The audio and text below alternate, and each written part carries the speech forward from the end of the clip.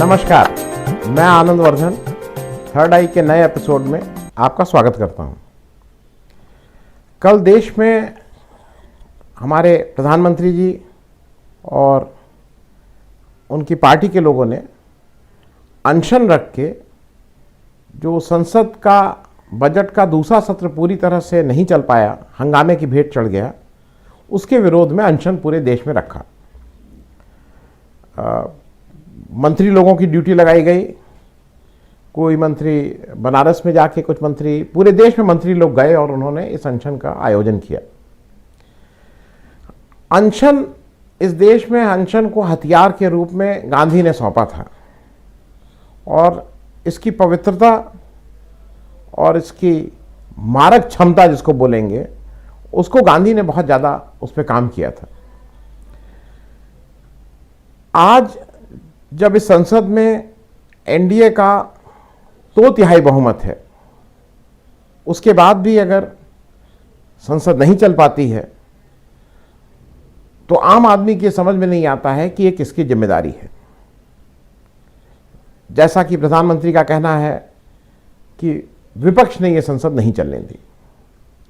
ठीक बात है, विपक्ष ने शायद हंगामा किया, लेकिन आपके 2/3 बहुमत के बाद भी अगर आप संसद नहीं चला पा रहे हैं तो क्या 542 जब आपके सारे सांसद हो जाएं तभी ये संसद चल पाएगी?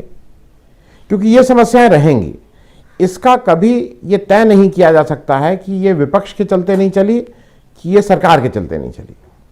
लेकिन इतनी तय बात है कि जिम्मेदारी जब बांटने की बात आएगी तो ज़्यादा जिम्मेदारी किसकी है, इस पे जरूर सवाल उठेगा। मेरी समझ में जो सरकार चलाता है, जो सरकार में है, जिम्मेदारी उसकी है।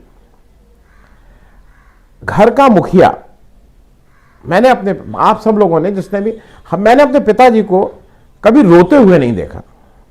मैंने अपने पिताजी को कभी मजबूर नहीं देखा। दिक्कतें देखा, परेशानियों में देखा, चिंताओं में देखा। देश का प्रधानमंत्री चिंतित हो सकता है, गुस्सा भी हो सकता है, परेशान भी हो सकता है, लेकिन देश का प्रधानमंत्री मजबूर नहीं हो सकता है, क्योंकि राष्ट्र मजबूर नहीं है।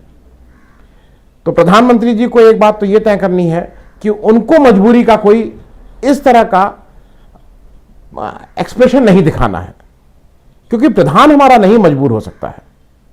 रही बात किसकी जिम्मेदारी थी, किसकी जिम्मेदारी नहीं थी, तो ये तो प्रधान होने के नाते, ये तो सरकार होने के नाते जिम्मेदारी तो उनकी ही लेनी है, उनको ही लेनी होगी। ये एक अजीब सी बात है, किसी स्कूल में सब बच्चे मान लीजिए इम्तहान हो और फेल हो जाएं, या सब बच्चे स्कूल ना आए, तो क्या स्कूल का प्रधानाचार्य, स्कूल का प्रधान, वो जाके प्रोटेस्ट करने लगे कि भाई इस स्कूल में तो पढ़ाई नहीं होती है? तो इसकी मूल जिम्मेदारी तो आपकी है। हो सकता है कोई शिक्षक बदमाश हो सकता है कि विपक्ष नहीं चाहता हो, लेकिन जिम्मेदारी तो आपको लेनी थी। उस जिम्मेदारी से मेरी समझ में कहीं पे भाजपा एज पार्टी और सरकार एज कंप्लीट सरकार को इस जिम्मेदारी से भाग नहीं सकते हैं। मैं कांग्रेस को भी इससे बरी नहीं करूंगा, क्योंकि कांग्रेस भी यही करती आई थी। आज की तारीख में कांग्रेस कितनी सीरियस थी, नहीं सीरियस थी, इसके तमाम रास्ते थे जो संसद में किए जा सकते थे।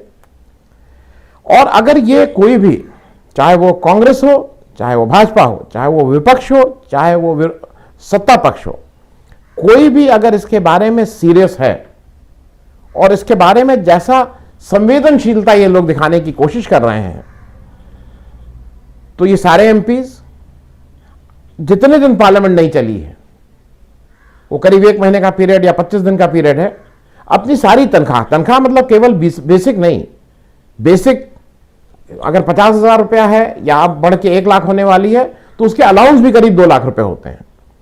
अपनी सारी तनख्वाह, अगर इन लोगों में ईमानदारी है, ये सारे संसद सदस्य चाहे किसी पार्टी के हों, अगर इनमें ईमानदारी है तो इनको अपने इन सारे तनख्वाह को कह देना चाहिए कि चूंकि मैंने काम नहीं किया इसलिए हम लोग इस तनख्वाह और अलाउंस को नहीं लेंगे। तब देश को लगेगा कि ये सारे लोगों में ईमानदारी है। लेकिन वहां पे सब लोग एकजुट हैं, वहां पे कोई विरोध नहीं है। लेकिन जब इसको घेरने की बात आएगी किसकी वजह से नहीं चली, तो कोई अनशन रखेगा, कोई कैंडल मार्च करेगा, कोई कहीं कुछ विरोध करेगा। तो मेरा सीधे सीधे आप सब लोगों से भी आग्रह है, ट्वीट के जरिए अपने आसपास लोगों से कह के, ये जो जनप्रतिनिधि हैं जो चुन के हमने भेजा है, इन्होंने अगर काम नहीं किया है, वो किसी भी दल के हों, उनको अपने पूरी तनख्वाह इस दौरान की स्वेच्छा से कह के कोई प्रधानमंत्री राहत कोष या किसी भी राहत कोष में, देश में बहुत सी समस्याएं हैं, उस कोष में अपने उस पैसे को डाल देना चाहिए। अगर आपको हमारा थर्ड आई एपिसोड सामयिक विषयों पे ठीक लग रहा है तो आग्रह है कि इसको सब्सक्राइब करें। धन्यवाद।